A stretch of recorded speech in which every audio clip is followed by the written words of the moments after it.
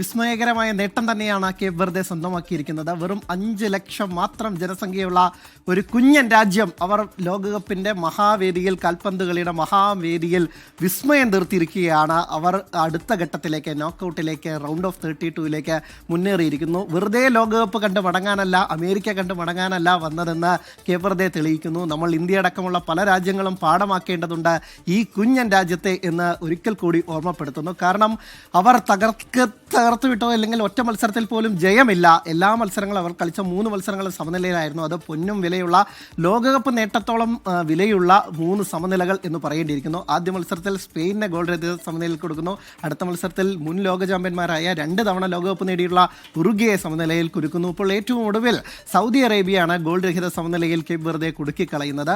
പക്ഷേ കുടുക്കുക എന്ന് പറഞ്ഞാൽ ഈ മത്സരത്തിലേക്ക് വന്നാൽ അത് തെറ്റെന്ന് പറയേണ്ടിയിരിക്കുന്നു. കാരണം കൂടുതൽ നന്നായി കളിച്ചത് കേപ്പ് വെർദെയാണ്. സൗദിയെ വല്ലാത്ത രീതിയിൽ അവർ ഗോൾമുഖത്ത് നിരന്തരം ആക്രമിച്ച് കളിക്കുകയും ഗോളടിക്കാൻ പലകുറി അവസരം കിട്ടിയെങ്കിലും അവരുടെ ഒരു പരിചയക്കുറവ് കൊണ്ട് മാത്രം അത് ഗോളാക്കാൻ പറ്റാത്ത ഒരു സാഹചര്യമാണ് ഉണ്ടായിരുന്നതെന്ന് പറയേണ്ടിയിരിക്കുന്നു. പക്ഷേ കേപ്പ് വെർദെ അത്ര സുന്ദരമായാണ് ഇന്നത്തെ മത്സരം കളിച്ചത്. അല്ലെങ്കിൽ ലോകകപ്പിൽ അത്ഭുതപ്പെടുത്തിക്കൊണ്ടിരിക്കുകയാണ്.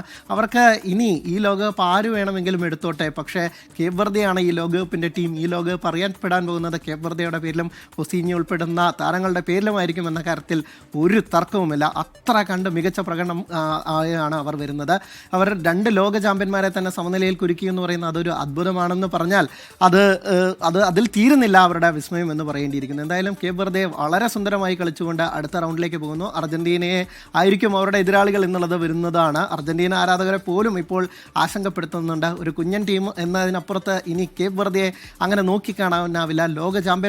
നിലവിലെ ലോക ചാമ്പ്യന്മാരടക്കം പേടിക്കേണ്ടതുണ്ട് ഈ കുഞ്ഞൻ കേപ്പ് വെർദെ എന്ന് ഒരിക്കൽ കൂടി ഓർമ്മിപ്പിക്കുന്നു. എന്തായാലും അതിമനോഹരമായി തന്നെ കളിച്ച കേപ്പ് വെർദെ മുന്നേറുന്നു. ഒപ്പം തന്നെ ഈ ഗ്രൂപ്പിൽ നിന്ന്, എച്ച് ഗ്രൂപ്പാണ്, ആ ഗ്രൂപ്പിൽ നിന്ന് മുൻ ലോക ചാമ്പ്യന്മാരായ സ്പെയിനും അടുത്ത റൗണ്ടിലേക്ക്, നോക്കൌട്ടിലേക്ക് മുന്നേറിയിരിക്കുകയാണ്. ഉറുഗ്വയെ ഇതില്ലാത്ത ഒരു ഗോളിന്, അലക്സ് ബേയനെ നേടിയ ഒറ്റ ഗോളിൽ കീഴടക്കിക്കൊണ്ടാണ് മുന്നേറിയിരിക്കുന്നത്. അങ്ങനെ സ്പെയിനും കേപ്പ് വെർദെയും ഗ്രൂപ്പ് എച്ചിൽ നിന്ന് മുന്നേറുകയാണ്.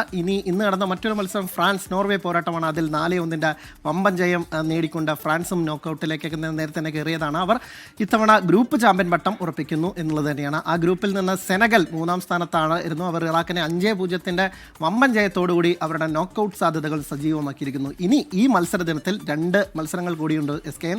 അതുകൂടി ആവേശകരമാകുമെന്ന പ്രതീക്ഷയാണ് നമുക്കുള്ളത്.